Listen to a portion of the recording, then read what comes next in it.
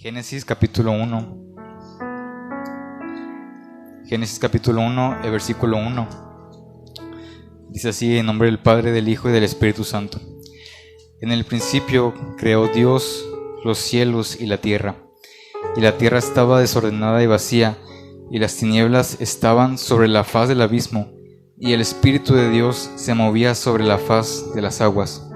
Y dijo Dios: sea la luz, y fue la luz. Y vio Dios que la luz era buena, y separó Dios la luz de las tinieblas. Bueno, hermanos, este es el primer capítulo, hermanos, el primer versículo, ¿verdad?, que viene ahí en la Biblia. En el principio creó Dios los cielos y la tierra. Y bueno, hermanos, si usted lee una versión antigua, ¿verdad?, la versión original, el hebreo dice que en el principio creó Elohim los cielos y la tierra. Entonces, ahora quiero compartirles acerca de Dios como Dios Elohim. Y Elohim no significa más que Dios mismo, hermanos. Y depende del contexto. Por ejemplo, aquí en Génesis se habla como Elohim, como el Dios creador. En otros versículos se habla como Elohim, el Dios fuerte, el Dios todopoderoso. Y Elohim es una palabra, hermanos, un atributo del Señor que refleja la esencia misma del Señor, como Él es en su grandeza, en su majestad. Elohim no solamente es Dios, solamente una palabra, ¿verdad?, sino que es algo que refleja quién es Él, hermanos, quién es Él como el ser más supremo, hermanos, que existe, como aquel que creó todo, hermanos.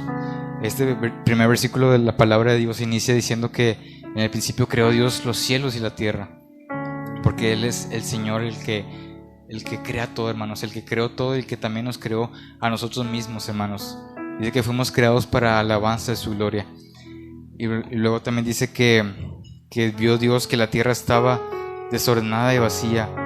Y en medio de esa tierra desordenada y vacía dice que el Espíritu de Dios se movía, hermanos, sobre la faz de las aguas. Entonces, cuando el Señor creó esta primera tierra, ¿verdad?, dice que estaba desordenada y vacía, hermanos.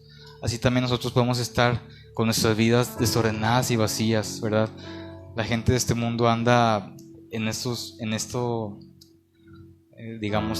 características, ¿no?, desordenados y vacíos, porque solamente el Señor es el que nos puede llenar, hermanos. Porque nada, hermanos, nada ni nadie nos puede llenar. Solamente el Señor es el que nos da esa vida eterna, ese sentimiento de alegría, hermanos, de gozo. Como ese canto, que el gozo que tengo yo, el mundo no me lo dio, hermanos, porque solamente es el Señor el que nos puede dar ese gozo, esa paz, hermanos.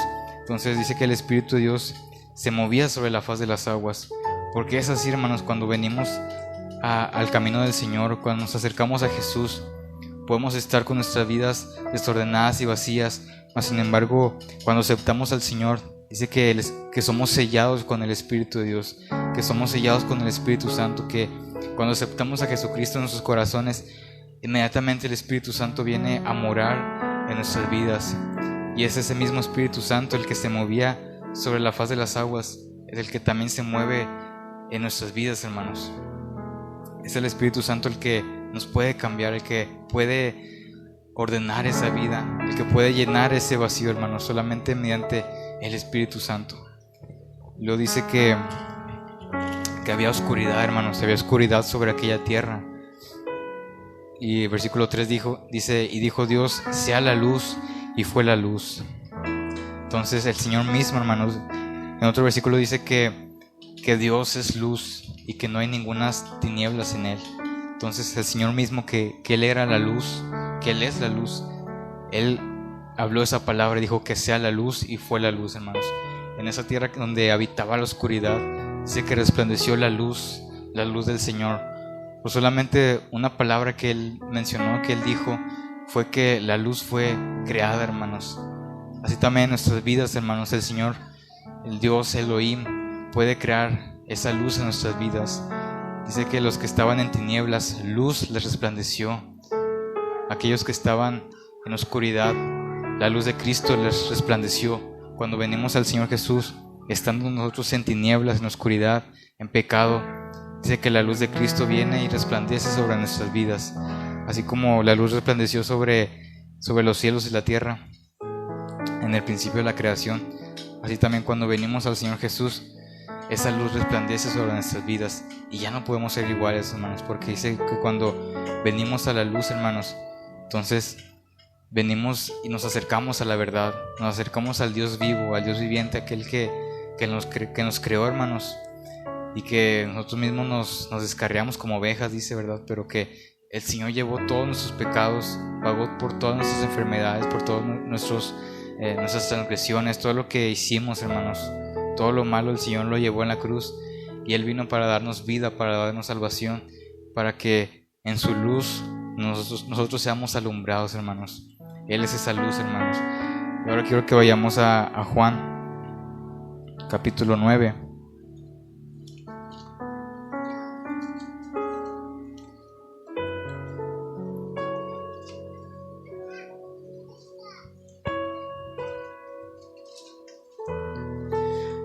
Juan capítulo 9, el versículo 1 dice: Al pasar Jesús vio a un hombre ciego de nacimiento, y le preguntaron sus discípulos diciendo: Rabí, ¿quién pecó, este o sus padres, para que haya nacido ciego?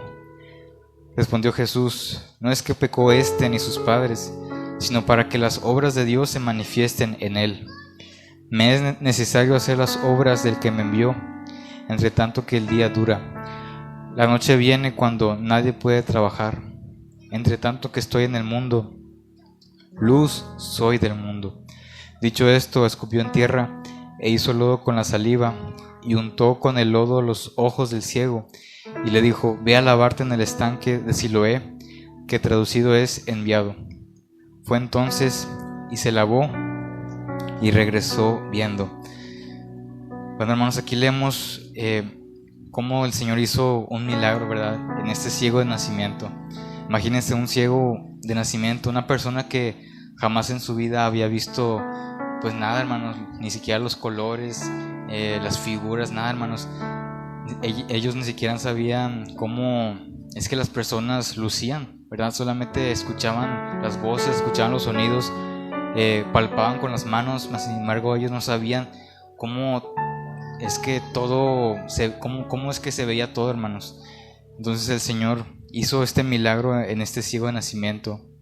Y algo que me llamó la atención es de la manera en la que el Señor obró en este hombre, porque el Señor obra de maneras misteriosas, hermanos. El Señor obra como Él quiere. A veces nosotros esperamos que Él haga un milagro en nuestras vidas de cierta manera, hermanos, pero sin embargo el Señor lo hace de otra manera, hermanos. Y también siempre lo hace en su tiempo, hermanos. Nosotros tenemos un tiempo, ¿verdad? A veces pareciera que le damos un plazo al Señor, ¿verdad? Oramos por algo y solamente oramos uno que otro día, hermanos, porque esperamos que el Señor obre inmediatamente, hermanos.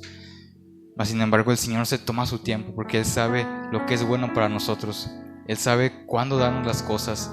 Él sabe cuándo darnos lo que nosotros necesitamos, lo que nosotros le pedimos, hermanos. Y el Señor hasta en eso es bueno, hermanos, porque Él sabe, hermanos, incluso más que nosotros mismos.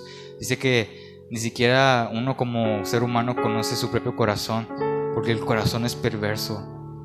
Sin embargo, solamente el Señor es el que conoce cada corazón, cada pensamiento, cada cosa que nosotros hacemos, hermanos. Aún en lo oculto, hermanos, Él ve todo, hermanos. Entonces dice que el versículo 5, Jesús dice: entre tanto que estoy en el mundo, luz soy del mundo. Entonces aquí vemos cómo el Señor Jesús también era ese Elohim, hermanos, ese Dios que decía en Génesis que Dios era la luz y creó la luz. Dijo: sea la luz, y fue la luz. Así también Jesús, cuando iba a hacer este milagro, lo primero que dijo fue que Él era la luz del mundo, y entre tanto que Él estaba en el mundo, Él era la luz del mundo.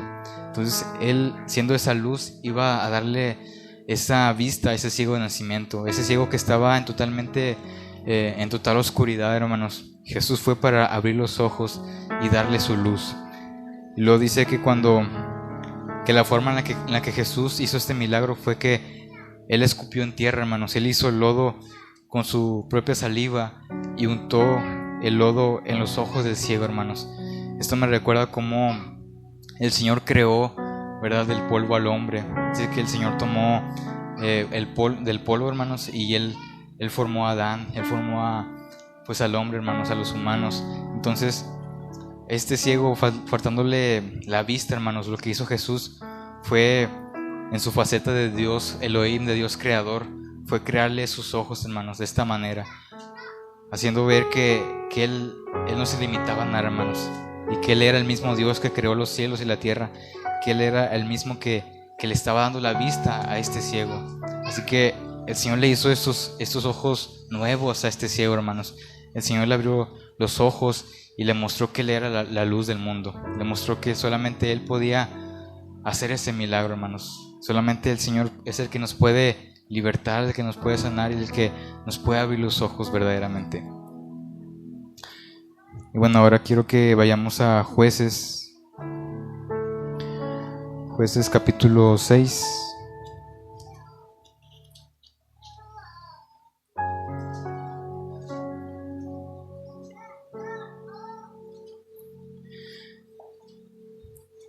Y bueno, dice ahí en Jueces capítulo 6, el versículo 1 dice: los hijos de Israel hicieron lo malo ante los ojos de Jehová, y Jehová los entregó en mano de Madián por 7 años. Y la mano de Madián prevaleció contra Israel, y los hijos de Israel, por causa de los madianitas, se hicieron cuevas en los montes, y cavernas y lugares fortificados. Pues sucedía que cuando Israel había sembrado, subían los madianitas y amalecitas y los hijos del oriente contra ellos, subían y los atacaban. Bueno, aquí nos habla sobre cómo los madianitas, ¿verdad?, decía que atacaban al pueblo de Israel. Y luego dice el versículo 5: porque subían ellos y sus ganados, y venían con sus tiendas en grande multitud como langostas. Ellos y sus camellos eran innumerables. Así venían a la tierra para devastarla. De este modo empobrecía Israel en gran manera por causa de Madián, y los hijos de Israel clamaron a Jehová. Y ahora vamos al versículo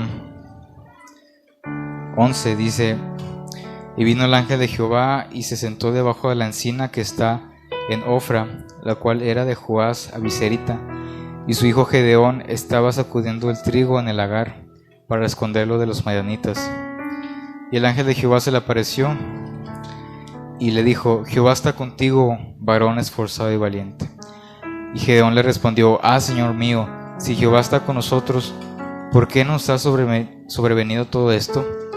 ¿Y dónde están todas sus maravillas que nuestros padres nos han contado, diciendo: ¿no nos sacó Jehová de Egipto? Y ahora Jehová nos ha desamparado y nos ha entregado en mano de los madianitas. Bueno, hermanos, aquí esta historia que es muy extensa, ¿verdad? Pues en resumen, hermanos, los madianitas atacaron a Israel porque Israel comenzó a hacer lo malo delante del Señor, y el Señor pues les había dado órdenes, ¿verdad? Les había dado estatutos, mandamientos, y ellos no seguían. Ellos adoraban a los dioses falsos, paganos, en vez de adorar al Dios verdadero. Ellos se volvieron en contra del Señor, siguiendo sus propios corazones, lo que ellos pensaban que era correcto antes de seguir los mandamientos del Señor, hermanos. Entonces decía que pues el Señor los entregaba en manos de sus enemigos, y pues dice que los madianitas eran muchos y que empobrecían a Israel, hermanos, porque se robaban todo lo que ellos tenían. Y nos habla sobre Gedeón, un hombre que decía que él escondía el trigo en el lagar. Decía que él estaba escondiendo, hermanos, lo que él tenía, lo que su familia tenía. Él lo escondía de los madianitas. Entonces dice que cuando él estaba escondiendo eso, se le apareció el ángel del Señor, y sin él saber que él era el ángel del Señor, dice que este ángel le dijo: Jehová está contigo, varón esforzado y valiente. Y Gedeón, ¿qué fue lo que le respondió Gedeón? Señor, ¿dónde está, Señor? ¿Dónde está Jehová? Dice: ¿por qué nos ha sobrevenido todo esto? Gedeón es lo que se preguntaba: ¿por qué nos ha sobrevenido todo esto si nuestros padres nos contaron las maravillas que el Señor hizo en el Éxodo con Moisés, ¿verdad? Todo lo que el Señor hizo, las plagas que él mandó contra los egipcios, como el Señor dice que abrió el mar, y pues todos los egipcios pues ahora sí que desaparecieron, hermanos, y el Señor les dio una gran victoria a esos israelitas. Pero en ese instante, hermanos, parecía que el Señor se había alejado de ellos. Entonces la pregunta que Gedeón se hacía era: ¿dónde está Dios? ¿Dónde está aquel Dios del cual nuestros padres nos contaron? ¿Dónde está aquel Señor del cual hemos escuchado todas sus maravillas, todo lo que Él hizo en el pasado? Pero ahora, ¿dónde está ese Dios? Y a veces también nos podemos preguntar, ¿verdad? ¿Dónde está Dios, verdad? Si Él hizo cosas en el pasado, si Él hizo esto con tal hermano, con tal hermana, si Él hizo el milagro en tal persona, ¿por qué no lo hace conmigo? Si el Señor obró y sanó a tal hermano, ¿por qué no lo hace también con mi hermana, con mi mamá, etcétera, hermanos? O de otras maneras podemos preguntarnos, ¿verdad? ¿Dónde está el Señor en este momento? ¿Dónde está Dios? Mas sin embargo, el Señor mismo estaba ahí con Gedeón. Gedeón no sabía, pero el Señor estaba hablando con él. Y él estaba diciendo: varón esforzado y valiente. Gedeón, que tal vez era un hombre temeroso, ¿verdad? Un hombre que se estaba escondiendo de los madianitas, de los enemigos de Israel. Mas sin embargo, el Señor se le aparece y lo primero que le dice es: el Señor está contigo, varón esforzado y valiente. Gedeón se preguntaba: ¿dónde está el Señor? Pero el Señor mismo le decía: el Señor está contigo, yo estoy contigo. Y a veces no nos damos cuenta de que el Señor está con nosotros. A veces podemos estar desanimados, entristecidos, ¿verdad? Pero por el simple hecho de estar vivos, es el Señor repitiéndonos que Él nos ama, hermanos, que Él está con nosotros y que Él nunca nos deja ni nos desampara, hermanos. Entonces dice que Gedeón le preguntó esto al ángel del Señor. Y luego dice el versículo 14: y mirándole Jehová le dijo: ve con esto tu fuerza y salvarás a Israel de la mano de los madianitas. ¿No te envío yo? Aquí el Señor ya le estaba afirmando: ve con esa tu fuerza y salvarás a Israel de los madianitas, porque yo te estoy enviando. Gedeón a lo mejor no entendía ese llamado, ¿verdad? Porque de un día a otro el Señor ya lo estaba llamando para rescatar a todo su pueblo que no era una o dos gentes, sino que era una multitud, hermanos, de miles y a lo mejor hasta millones de personas que estaban siendo oprimidas por el enemigo. El Señor estaba llamando a este hombre, a Gedeón, a este varón, hermanos, que a lo mejor no sabía cuál era su propósito hasta ese momento, pero en ese día el Señor se le aparece y le dice: ve con esa tu fuerza, porque yo te estoy enviando. Entonces dice el versículo 15: entonces le respondió: Señor mío, ¿con qué salvaré yo a Israel? He aquí que mi familia es pobre en Manasés, y yo el menor en la casa de mi padre. Jehová le dijo: ciertamente yo estaré contigo, y derrotarás a los madianitas como a un solo hombre. Entonces, ¿qué es lo que decía Gedeón? Él no podía creer lo que el Señor le estaba diciendo. A veces no podemos creer lo que el Señor dice de nosotros, ¿verdad? Porque este mundo nos dice que somos una cosa, hermanos, pero el Señor nos dice que somos otra cosa totalmente diferente, hermanos. A lo mejor Gedeón era un hombre temeroso, mas sin embargo el Señor lo estaba escogiendo para ser un hombre esforzado y valiente. Moisés, que era un hombre tartamudo, el Señor lo estaba escogiendo para ser un hombre que libertara a su pueblo, para ser un hombre que hablase delante de Faraón y reclamara lo que era del Señor. Y así es como el Señor nos ve, hermanos. El Señor nos ve de una manera distinta como nosotros mismos nos vemos. Entonces, ahí el versículo 16 dice que el Señor le respondió nuevamente: ciertamente yo estaré contigo y derrotarás a esos hombres, a esos madianitas. O sea, una y otra vez el Señor le decía a Gedeón: yo estaré contigo, yo estoy contigo, ve, yo te envío, yo estoy contigo. Y es así como el Señor también nos dice a nosotros: yo estoy contigo. Y luego dice el versículo 17: y él respondió: yo te ruego que si he hallado gracia delante de ti, me des señal de que tú has hablado conmigo. Te ruego que no te vayas de aquí hasta que vuelva a ti y saque mi ofrenda y la ponga delante de ti. Y él respondió: yo esperaré hasta que vuelvas. Entonces Gedeón quiso ofrecerle una ofrenda al Señor, ¿verdad? Y luego ya nos habla sobre que Gedeón preparó esa ofrenda. Y luego dice el versículo 21, dice: y extendiendo el ángel de Jehová el báculo que tenía en su mano, tocó con la punta la carne y los panes sin levadura, y subió fuego de la peña, el cual consumió la carne y los panes sin levadura, y el ángel de Jehová desapareció de su vista.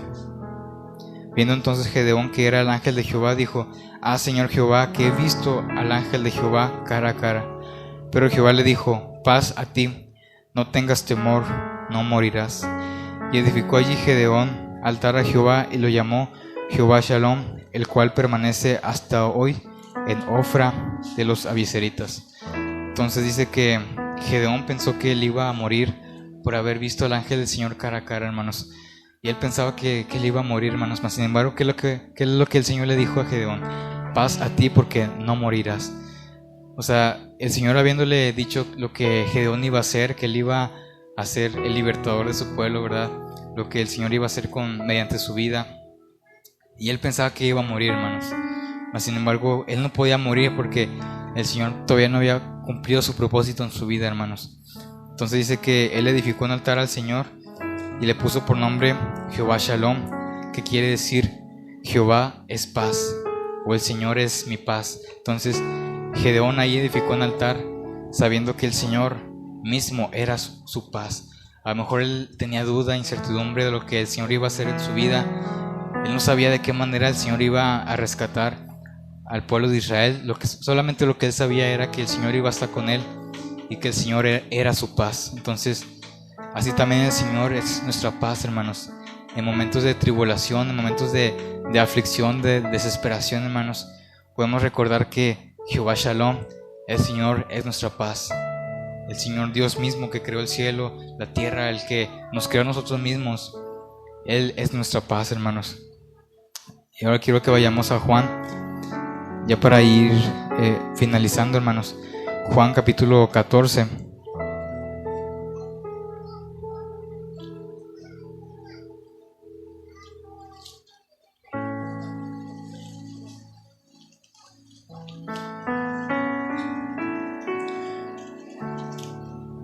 Ahí en Juan capítulo 14, versículo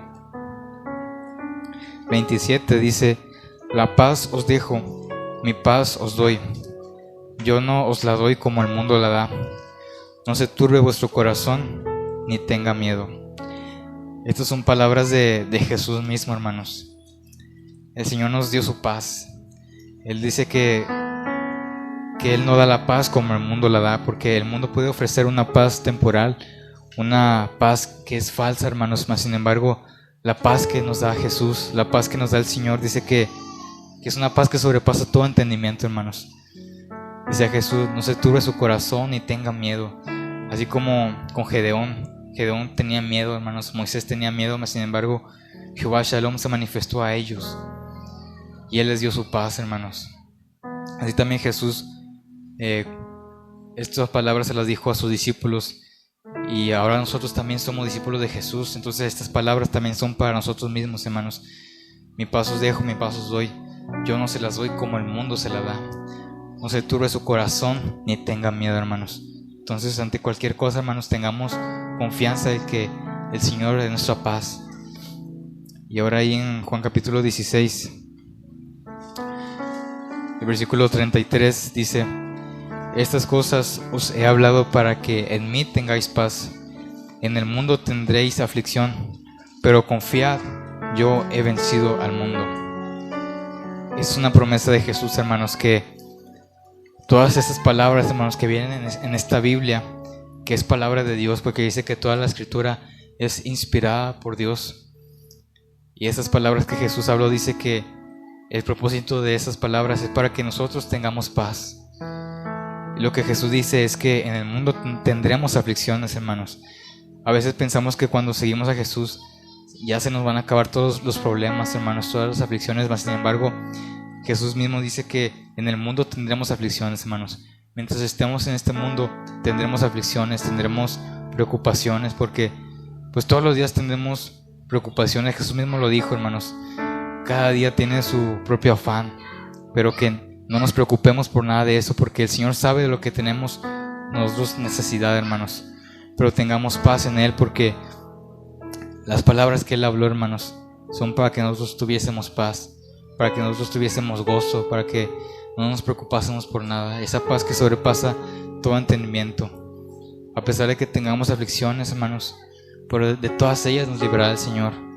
de todas esas congojas, todo lo que viene a nuestro corazón, a nuestras vidas, el Señor ha prometido que Él nos daría esa paz. Solamente está de que nosotros vayamos ante su presencia y le pidamos esa paz, hermanos. Le pidamos que nos inunde, que nos envuelva con esa paz, con ese gozo.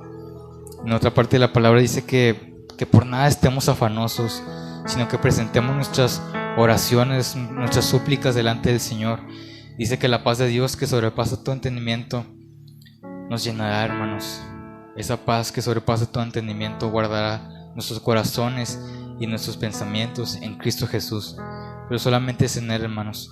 Solamente es en Él en quien podamos tener esa completa paz, esa completa satisfacción, hermanos. Todo lo que el mundo no nos puede dar, lo que el mundo no nos puede ofrecer, lo que el mundo no puede llenar, solamente Jesucristo, hermanos, lo puede hacer, hermanos. Así que confiemos y creamos en Él, que Él está aquí con nosotros, que ante cualquier circunstancia Él es el que nos da esa verdadera paz, el que nos da ese motivo para seguir viviendo, hermanos, porque como lo leemos, hermanos, como se lo mencioné, fuimos creados para la alabanza de la gloria del Señor. Fuimos creados para darle toda gloria, hermanos. Nada en este mundo puede llenar al ser humano más que alabar al Señor, alabar a aquel que nos creó, hermanos, y que también es nuestro Padre, hermanos. Así que, bueno, confiemos en Él, hermanos, y sigamos en el camino del Señor, porque puede ser difícil, hermanos, mas sin embargo tenemos la promesa de que el Señor va a estar con nosotros todos los días hasta el fin del mundo. Amén, hermanos. Amén. Denle un aplauso al Señor, hermanos, y que el Señor los bendiga.